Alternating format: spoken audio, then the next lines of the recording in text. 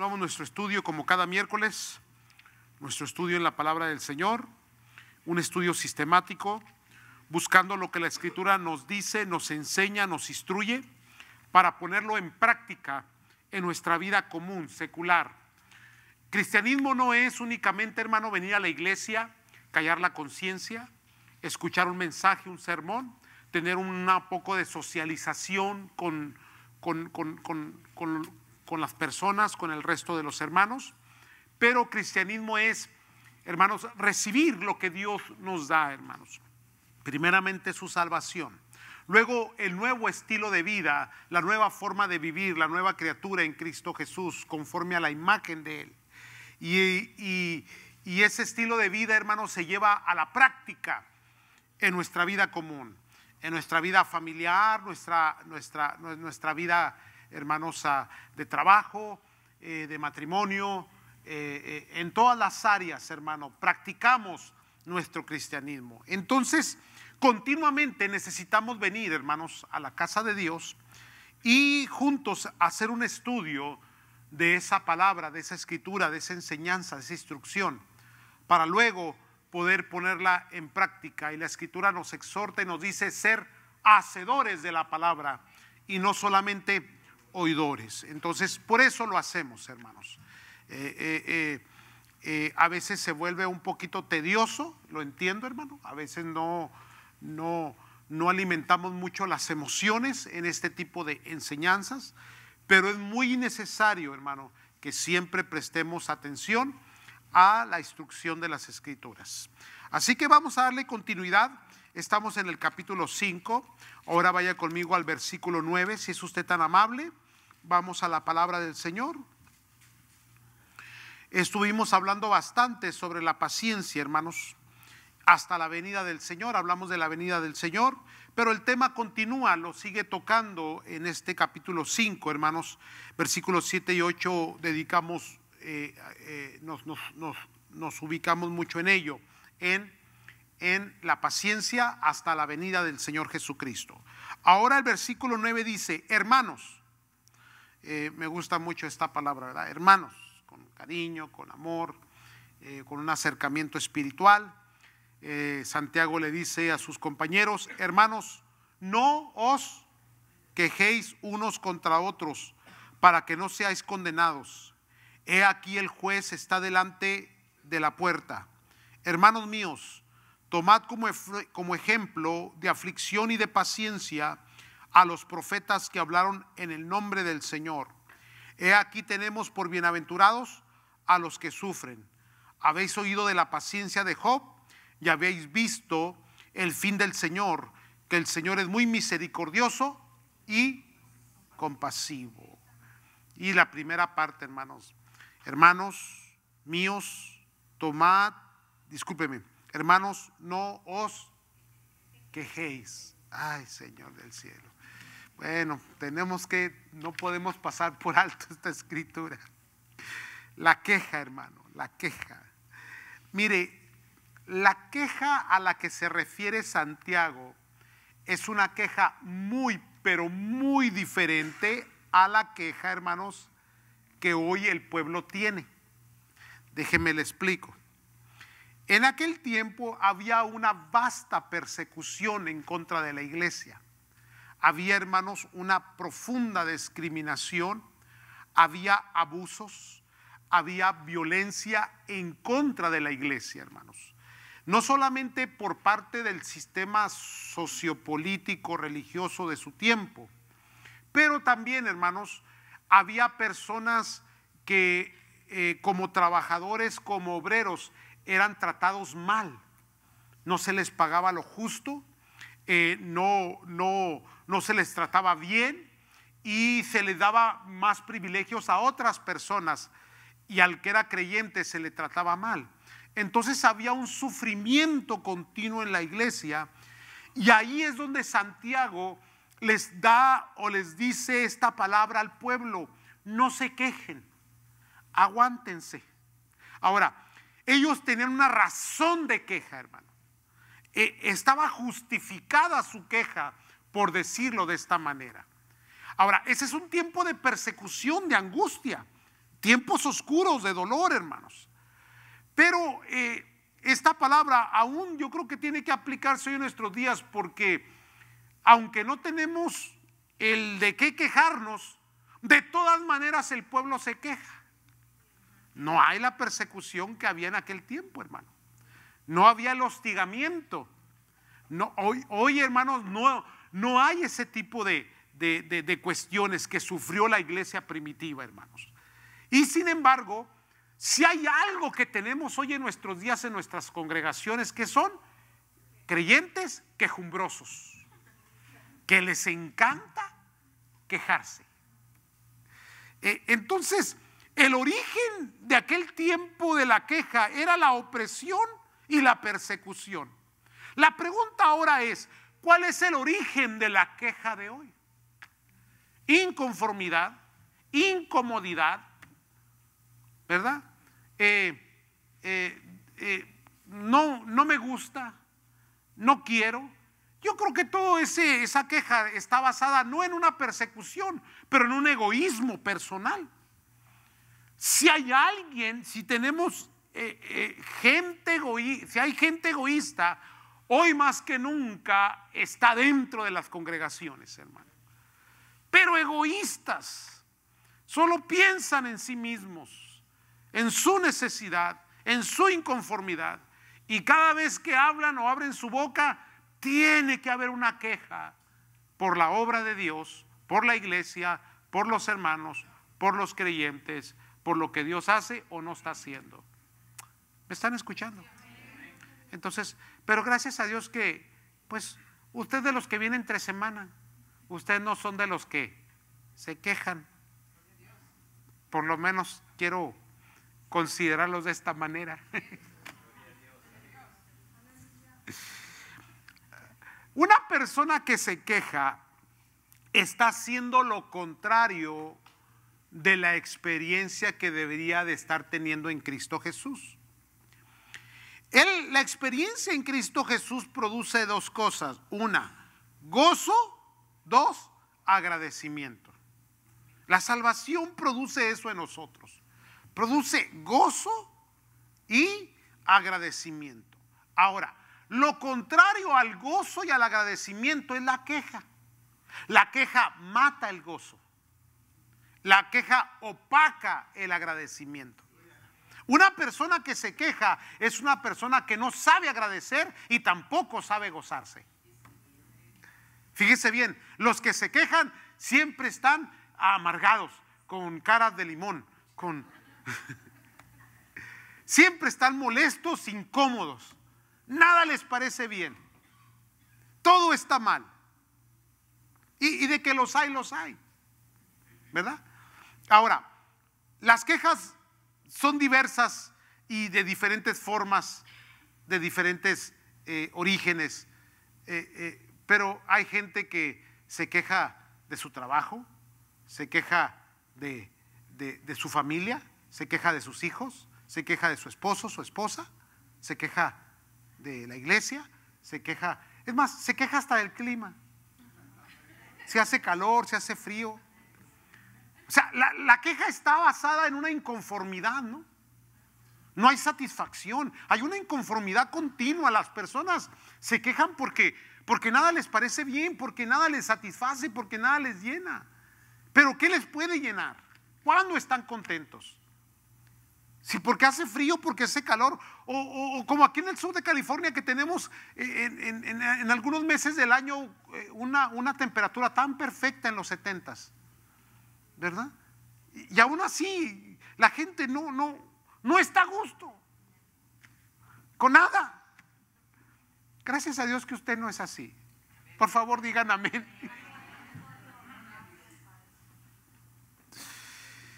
Entonces, lo contrario al gozo y al agradecimiento es la queja, hermanos.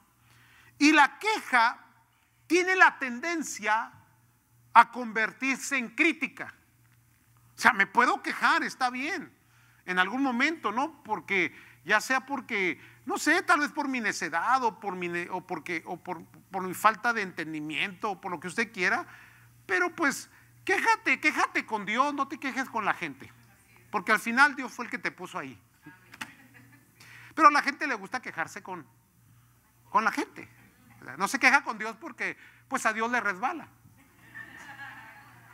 Sí, hay gente que cree, hermano, que Dios está deprimido porque usted está deprimido. Qué tremendo esto, ¿verdad que sí? Entonces, pero cuando no controlamos ese espíritu de queja en nosotros, porque todos la tenemos, aquí el punto es tener un dominio propio y un control, y no permitir que esto se nos salga de control en nuestros labios, en nuestros pensamientos, en nuestras intenciones, porque entonces nos volvemos amargados, hermanos. Llega el momento en que estamos inconformes con algo, ¿no? Hay algo que no nos gusta, el mal comportamiento de un hijo, un problema familiar, algo injusto que se hizo en el trabajo y que nos afectó. Y ¿por qué no? Pues debe haber un departamento de quejas como la iglesia, ¿no? Que nosotros pusimos una cajita para que la gente se quejara. Nunca la leí, pero por ahí deben de estar en algún lugar. Ya me acordé. Prendí la chimenea con ellas. Así que discúlpeme por no haber leído su queja. Pero un día lo hicimos, ¿no? Y pusimos ahí, nunca le pusimos atención a aquello. Pero todos tenemos una queja. Lo importante es que nunca la queja, porque siempre va a haber injusticias, porque siempre va a haber una problemática. Nunca llevarlo a la crítica. Cuando la queja se convierte en crítica, hermanos, la crítica, porque, bueno, vamos a hablar de una manera más política, ¿no? Hay crítica constructiva, dicen algunos, ¿no? La cuestión es que las críticas en su mayoría son malintencionadas. Llevan celo, llevan envidia, llevan resentimiento y no llevan un verdadero consejo. Una crítica buena es aquella que te la dice un amigo y que te sienta aparte, que no habla mal de ti alrededor, sino que directamente te dice: mira, hermano, yo creo que podrías hacer mejor esto, o deberías de verlo de esta otra manera, y luego le sugiere y luego le aconseja con unas palabras sazonadas, con palabras correctas, amables, de amor. Esa es una crítica que se acepta, hermano. Pero una crítica que lleva amargura, que lleva celo, que lleva envidia, que lleva dolor, ¿sí me están comprendiendo? Esas críticas, llega el momento en que ya me perdí, espérame, déjeme, me ubico otra vez, ya me ubiqué. Esa queja, cuando se convierte en crítica, y esa crítica, hermano, no se sale de control, llega al punto a convertirse en murmuración. La murmuración, esa es la más peligrosa. En el Antiguo Testamento, hermanos, el pueblo fue muerto en el desierto porque murmuró.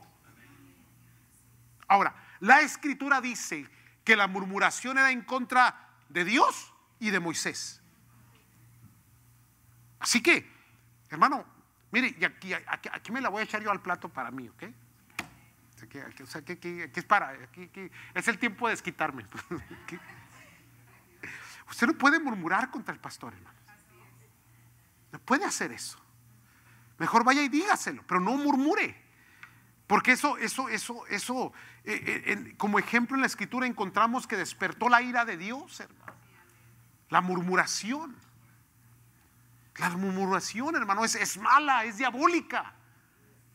Y lo peor de todo es que la murmuración, hermano, que viene a ser como palabras entre labios en forma secreta y confusa y sin la información correcta, se vuelve como una pólvora en medio del pueblo.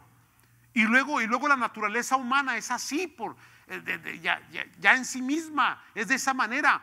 Nuestros oídos están prestos para el chisme, pero cuando la verdad está enfrente de nosotros, nuestros oídos se vuelven lentos, se vuelven pasivos.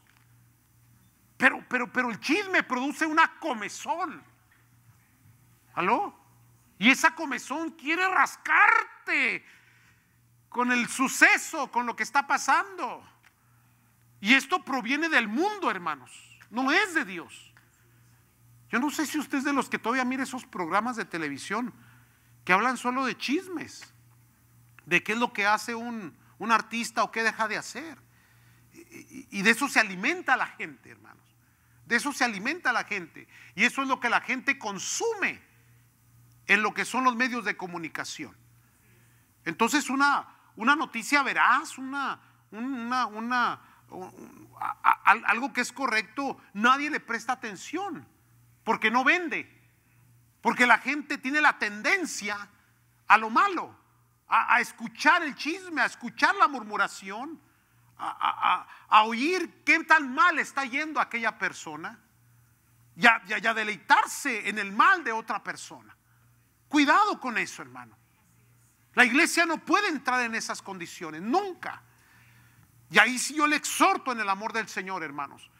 Una iglesia santa, una iglesia saludable, una iglesia próspera, una iglesia bendecida, es una iglesia que nunca murmura, hermanos. Nunca se queja. Se aguantan, díganme. Luchen.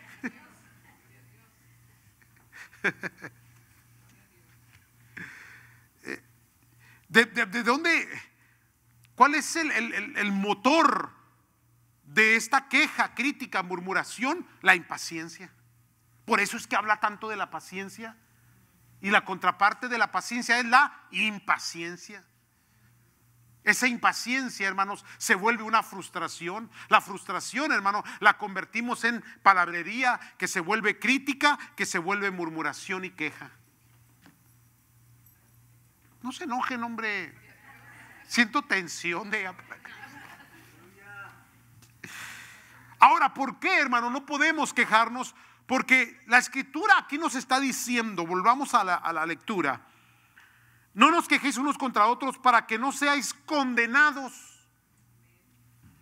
Hay condenación, porque hay una queja que es injusta. Déjenle explico esto. Cuando una persona se queja, esa persona lo que está haciendo es haciendo juicio. Y el juicio humano siempre es un juicio injusto, porque aún las leyes establecidas, por ejemplo, en esta nación en la que vivimos, ocasionalmente se vuelven injustas, como lo que nos acaba de pasar el día de ayer, que a mí me dolió en el alma, hermanos. Muchos de nuestros jóvenes van a sufrir. Yo sé que muchos son pro Trump, Dios les bendiga, adelante. Pero esa decisión que ese hombre tomó el día de ayer a nuestra iglesia le afecta directamente, hermanos. Directamente, hermanos. Ya no es indirectamente, ahora es directamente. Ahora, ¿qué hizo el hombre? Bueno, según su perspectiva y su lente, aplicó una ley. Porque las leyes humanas, en alguna o de otra forma, hermanos, siempre en alguna forma van a fallar y van a ser injustas. La única ley perfecta es la del Señor. Dios juzga de una manera perfecta. Entonces la queja no es otra cosa, no más que el juicio injusto de una persona, basado en frustración, en enojo, basado en información equivocada, alterada. Porque cuando viene de otra fuente que no es la original, viene ya alterada y contaminada.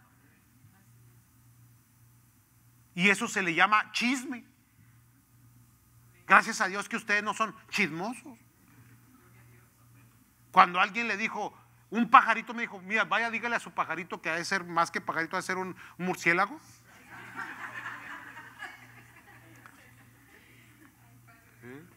O por ahí oí, o escuché. No. Nunca acepte la queja contra alguien si la otra persona no está presente. Ahora, la iglesia se ha mantenido de una manera muy, muy linda, muy saludable, muy bendecida, porque hemos establecido algunos principios muy, muy buenos en la iglesia. Dentro de estos principios hay posiciones como estas. Bueno, si usted tiene una queja contra alguien, véngase, yo voy con usted, lo acompaño y vamos y se lo decimos. Más cuando se trata del pastor, díganme. Sí, ya, yo enseñé a muchos hermanos a que luchan así, hermano. Si alguien viene y se queja, hermano, yo le acompaño. Vamos usted y yo juntos, yo voy con usted, yo lo apoyo, lo soporto. Vamos y le decimos todo lo que me dijo a mí, dígaselo directamente a él. Ay, hermano, yo nomás decía. Entonces no ande diciendo. No sé si me están comprendiendo. Son ese tipo de quejas, de chismes, de frustraciones, de informaciones incompletas, las que destruyen familias, destruyen iglesias, destruyen ministerios. Y no lo podemos permitir, hermanos. Entonces Santiago lo entendía bien. No se quejen, porque cuando se quejan hacen un juicio injusto. Ese juicio injusto se trata de inculpar, porque eso significa queja, inculpar. Pero ¿qué bases tienes para inculpar? Y aún si pudieses hacer un juicio y culpar a esa persona, ¿va a haber justicia? Yo creo que no. Lo único que va a haber es un pleito, una contención, un dime y te diré, y hasta violencia. Entonces, a veces las cosas son mejores dejárselas a Dios. Porque si hay algo que yo he aprendido en todos estos años, es que Dios, hermano, es un Dios justo. Y que la palabra de Dios me enseña, me dice, no os venguéis por vosotros mismos, déjenle a Dios. Déjaselo a Dios, Dios se encarga, hermano. Hermano, si hay algo que yo he aprendido en todos estos años, es que Dios es fiel a la justicia, hermano. Y que Dios no se queda con nada. Y que Dios honra a los justos, a los que saben guardar sus labios y a los que saben esperar en Él, hermano. Los honra, hermanos. Porque eso es lo que está diciendo Santiago. El pueblo estaba perseguido, acosado, asedido. Y Dios les dice, no, tranquilícense, espérense, no se quejen, esperen. Espera, deja que Dios ponga su mano. Y si se tarda, Dios es Dios. Dios es Dios, hermano. Porque la queja es inculpar, pero la queja también es gemir en pesadumbre. Gemir en pesadumbre es lo que tenía el pueblo, que gemía en dolor.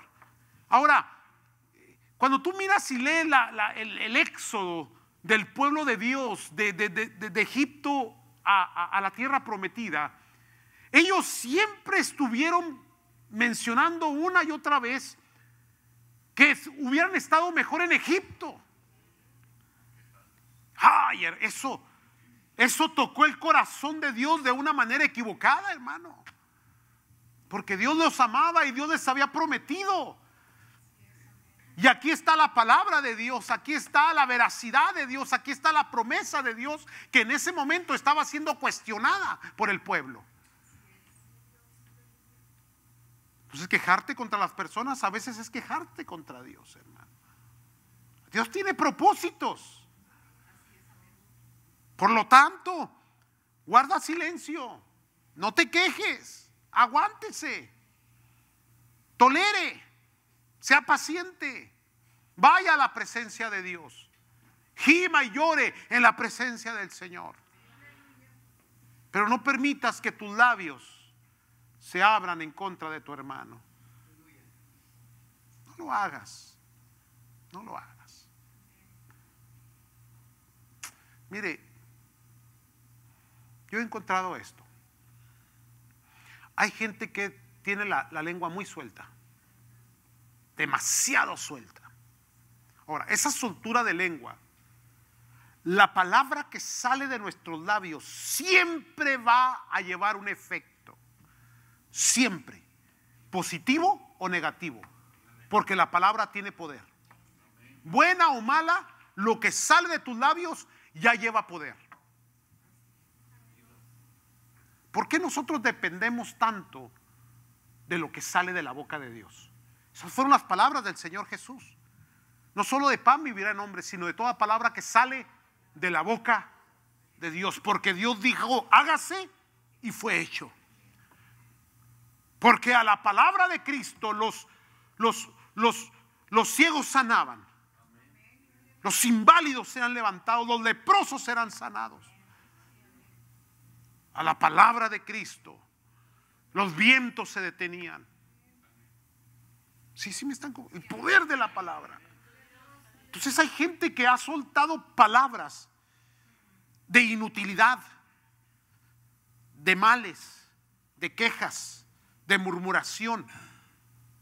Y esas personas después son confrontadas y lo niegan.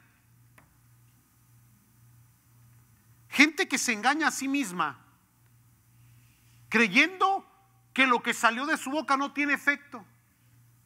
Porque como la tienen tan suelta, gracias a Dios que ustedes no.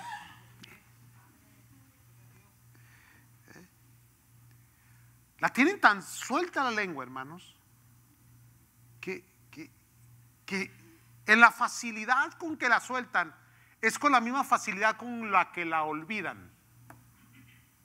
Y no entienden que cuando ya se dio, ya hizo un efecto. Por eso es que en el matrimonio y con los hijos y en la familia hay heridas. Heridas que muchos piensan que no están y que no existen.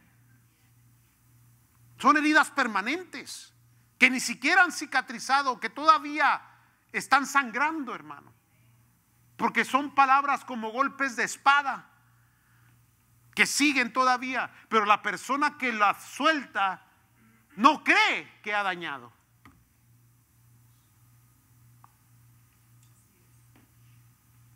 Híjole, no hubiera llegado hoy, ¿verdad? ¿Cómo vamos? ¡Ay, Santa Cena!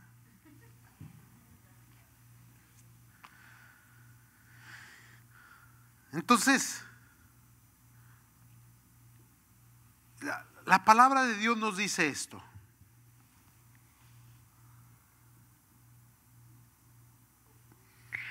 Versículo 10. Hermanos míos, tomad como ejemplo de aflicción y de paciencia a los profetas que hablaron en el nombre del Señor. Aflicción y paciencia.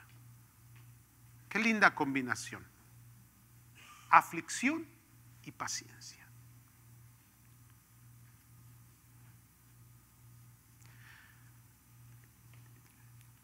La palabra de Dios en muchas ocasiones, más los salmos, porque los salmos son cánticos poéticos hebraicos, pero también llevan quejas. Usted lee los salmos y usted encuentra alabanza, adoración, reconocimiento de la grandeza de Dios.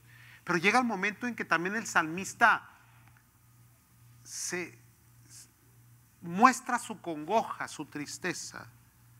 Ahora, al mismo tiempo que muestra su congoja, su tristeza, su aflicción, también encuentra un Dios pasivo, misericordioso, que nos ayuda en nuestras aflicciones. ¿Qué le quiero decir con esto, hermanos? Que el justo juicio es de Dios y que vamos a suponer que te hacen una injusticia y tú abres tu boca para defenderte. El hecho de que tú hagas tu boca y te desahogues con un pleito y con palabras obscenas o soltando tu ira, no va a sanar la herida, hermano. Entonces, yo creo que mejor es quedarnos en la aflicción y buscar la presencia de Dios. Porque si hay alguien que sabe sanar y que sabe tocar nuestros corazones y alentarnos y quitarnos nuestro dolor y nuestra angustia, ese es Dios. Entonces, no creo que Dios nos esté sometiendo a una aflicción perpetua, continua, crónica. Yo creo que lo que Dios está haciendo es diciendo: no vas a encontrar alivio a tu aflicción reaccionando a las posturas de los que te rodean o del mundo. sino que vas a encontrar alivio a tu aflicción cuando vienes delante de mi presencia. Rindes tu alma, confiesas tus faltas y oras por tus enemigos. Eso es cristianismo puro, dijo C.S. Lewis. Wow. Aflicción y paciencia. Dios es mi sanador. Él es mi alivio. Él es mi fortaleza y mi fuerza. Él es mi pronto auxilio en las tribulaciones. ¿De quién temeré? Aunque se levantaren contra mí ejércitos, yo estaré confiado en la presencia del Señor. ¿Cuántos descansan en el Señor? Se dan cuenta de cómo Dios tiene cuidado de nosotros y el Señor nos ama. Así que llévese este consejo el día de hoy. En esta casa, o sea, en su hogar, usted va a decir: se acabó la queja. Y cuando usted deje de quejarse, entonces se van a dejar de quejar los demás. Porque todo lo que se oye es queja provocada por usted. ¿Dicen amén? ¿Les cayó el 20 hoy? ¿Qué les parece? Tenía más, pero es que yo quería que se quedara ahí ya este mensaje. Entonces lo continuamos la semana que entra, hablando de Job y de Cristo. Amén, amados. Pónganse de pie, vamos a orar.